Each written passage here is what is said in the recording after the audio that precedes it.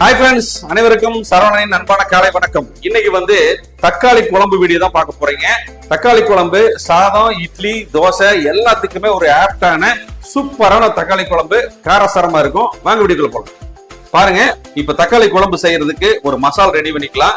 இப்போ ஒரு கடாய் வச்சு கொஞ்சமா ஆயில் போட்டிருக்கேன். 100 கிராம் சின்ன வெங்காயம், அடுத்தது 10 பல் பூண்டு, 1/2 டீஸ்பூன் சீரகம், 1/4 டீஸ்பூன் குருமிளகு, 1/2 டீஸ்பூன் வந்து சோம்பு, 1/4 டீஸ்பூன் வந்து வெந்தயம் கொஞ்சமா சேர்த்திக்கலாம். கூடவே கொஞ்சமா கருவேப்பிலை. இதை நல்லா வதக்கலாங்க. தக்காளி குழம்பு செய்யறது நீங்க வந்து சாதத்துக்கு இல்லாம இட்லி தோசைக்குன்னா இதுக்கு பதிலா பெரிய வெங்காயம் போட்டுக்கங்க. இல்ல சாதத்துக்கு இது வேணும்னா சின்ன வெங்காயம் போட்டுக்கீங்க. சரிங்களா?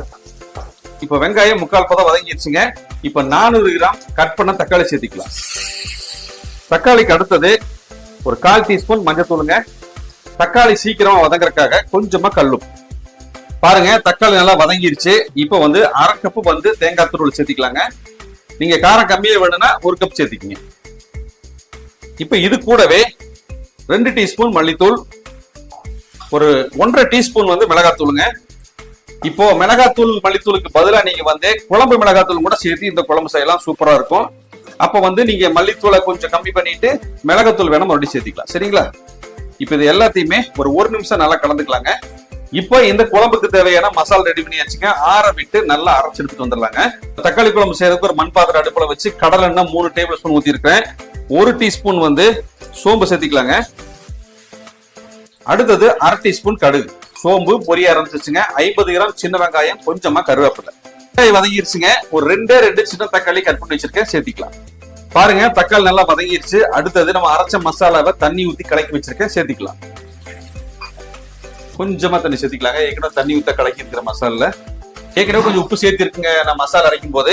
அதனால ஒரு 1.5 டீஸ்பூன் சேர்த்திக்கிறேன் கல்லுப்பு. உப்பு சேர்த்துனதுக்கு அப்புறமா நல்லா கலந்துக்கலாங்க. ஒரு 7 நிமிஷம் நல்லா கொதிச்சு வரட்டும். அதுக்கப்புறம் உங்களுக்கு ஓபன் பண்ணி காமிக்கிறேன். ஒரு 7 நிமிஷம் நல்லா கொதிக்க விட்டுட்டு சிம்லயே ஒரு 2 நிமிஷம் வச்சிருந்தேங்க. ஓபன் பண்ணி பாத்துடலாம். ஒரு சூப்பரான தக்காளி குழம்பு ரெடிங்க. நல்ல சுடுசாதம், இட்லி, தோசை எல்லாத்துக்குமே சூப்பரா இருக்கும். அவ்வளவுதாங்க, ஒரு சூப்பரான தக்காளி குழம்பு ரெடி. இதே மெஷர்மெண்ட்ல நீங்களும் செஞ்சு பார்த்துட்டு எப்படி இருக்குன்னு கமெண்ட்ல சொல்லுங்க. இப்ப இதை ஒரு பிளேட்ல ஊத்தி காமிக்கிறேன். நல்லா சுடுசாதத்துக்கு பாருங்க எவ்வளவு சூப்பரா இருக்குன்னு பாருங்க. ஒரே ஒரு அப்பளம் வச்சிருக்கேன். அடுத்தது பாத்தீங்கன்னா கொஞ்சமா பீக்கங்காய் பொரியல். ஒரு அருமையான டேஸ்ட்ல தக்காளி குழம்பு ரெடிங்க. நீங்க காய்கறி இல்லாதப்போ இந்த மாதிரி ட்ரை பண்ணி பாருங்க, சூப்பரா இருக்கும். முக்கியமா வந்து இட்லி தோசைக்கு இது சூப்பரா இருக்கும். நான் இன்னைக்கு கொஞ்சம் சுருக்குன்னு வச்சிருக்கேன், அதனால சுடுசாதத்துக்கு ஊற்றி சாப்பிட போறேன். இதே மாதிரி நீங்களும் செஞ்சு சாப்பிடுங்க. நன்றி, வணக்கம்.